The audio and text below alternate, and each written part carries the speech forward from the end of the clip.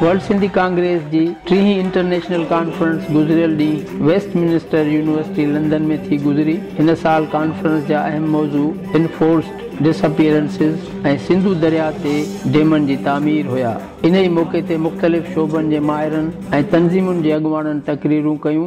पाणी माहिरनि डॉक्टर हसन अब्बास ऐं doctor Danish professor Kingston university UK मुख़्तलिफ़ रिपोर्टुनि प्रेज़ेंटेशन ऐं अंगनि अखरनि वसीले ॿुधायो त डेम इंसानी जीवत लाइ नुक़सानकार आहिनि ऐं अक्सर मुल्क डेम ठाहिण बजाए उन्हनि खे ख़तमु करे रहिया आहिनि। हिननि चयो त डेमनि बजाए पाणी खे बहितर नमूने इस्तेमालु करे उन जो घणो हिसो ज़ियान थियण खां बचाए सघिजे थो ऐं गुड गवर्नेंस वसीले मौजूदा पाणी खे पीअण ऐं ज़रई मक़सदनि लाइ इस्तेमालु करे सघिजे थो। हिननि चयो त डेम ठाहिण वारनि जी ॿी का एजेंडा थी सघे थी।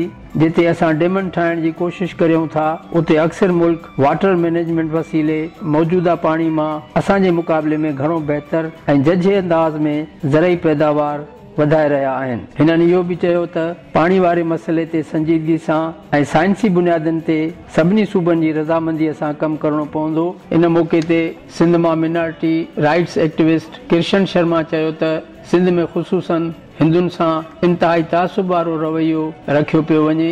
हू पंहिंजे वजूद जी बकाव ऐं बचाव लाइ परेशान आहिनि। हिन चयो त पंहिंजनि ॿारनि ख़ुसूसन न्याणियुनि खे तालीम ॾियारण में ॾुखायूं महसूस करे रहिया आहिनि। असांजी मासूम न्याणियुनि जूं लॼूं महफ़ूज़ न आहिनि। उन्हनि खे नंढी उमिरि में जबरन अगवा करे लॼूं लुटियूं वञनि थियूं ऐं उन्हनि खे धमकाए कोर्टुनि में मुस्लमान थियण जो एतिराफ़ करायो वञे थो। हिन चयो त हिंदू बि ओतिरा ई मुहिब वतन आहिनि जेतिरा ॿिया शहरी। ही मुल्क सभिनी जो आहे।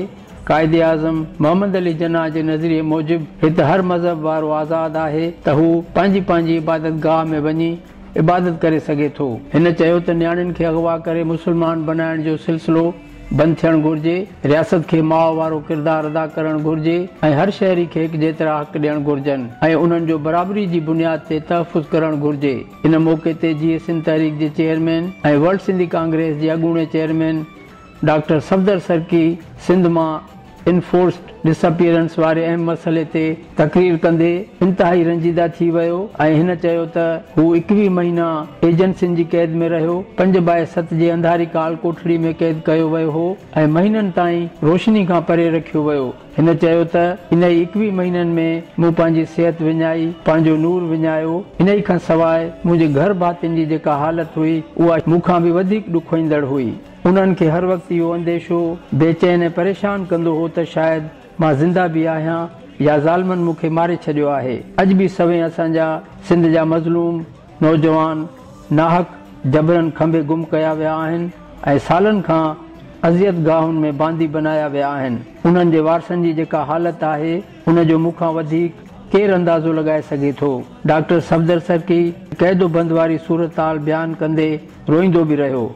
इन ई वक़्तु सॼे हाल में इंतिहाई ख़ामोशी छायल हुई ऐं हर अख निम हुई ऐं उथी बीही डॉक्टर सफदर सरकी जी क़ुर्बानीनि खे ख़िराज तहसीन पेश कयो। इनफोर्स्ड डिसअपियरेंसिस ते अक्सर मुक़र्ररीन चयो त मुल्क में जेसिताईं कानून जी हुकुमरानी क़ाइमु न कई वेंदी ऐं क़ौमुनि जी हैसियत खे तस्लीम न कयो वेंदो ऐं मुल्क में गैर जमहूरी क़ुवतुनि जी बालादस्ती ख़तमु न कई वेंदी ओसिताईं मुल्क बहराननि जे वटि चढ़ियल हूंदो। इन ई मौक़े ते वर्ल्ड सिंधी कांग्रेस जे नवनि उहिदेदारनि जो बि ऐलान कयो वियो। Doctor Rubina Shaikh chairman, secretary general doctor Lakhu Lohano, vice chairman Umed लगारी, vice chairman Zubair Bhambhro, deputy secretary general Haresh Kumar, finance secretary doctor Hidayat Bhutto, information secretary Farman Kaghazi ऐं cultural secretary Gulsanai. Organiser UK ऐं Europe chapter doctor Hidayat Bhutto, member Abdurrauf लगारी, मौज़िम मुग़ल, जाबिर शर, अहमद नवाज़ अंसारी ऐं Marvi Baloch. USA chapter organiser Sagheer Shaikh ऐं मेंबर मालिक डिनो शेख, रहमान काके पोटरो, मंसूर समो।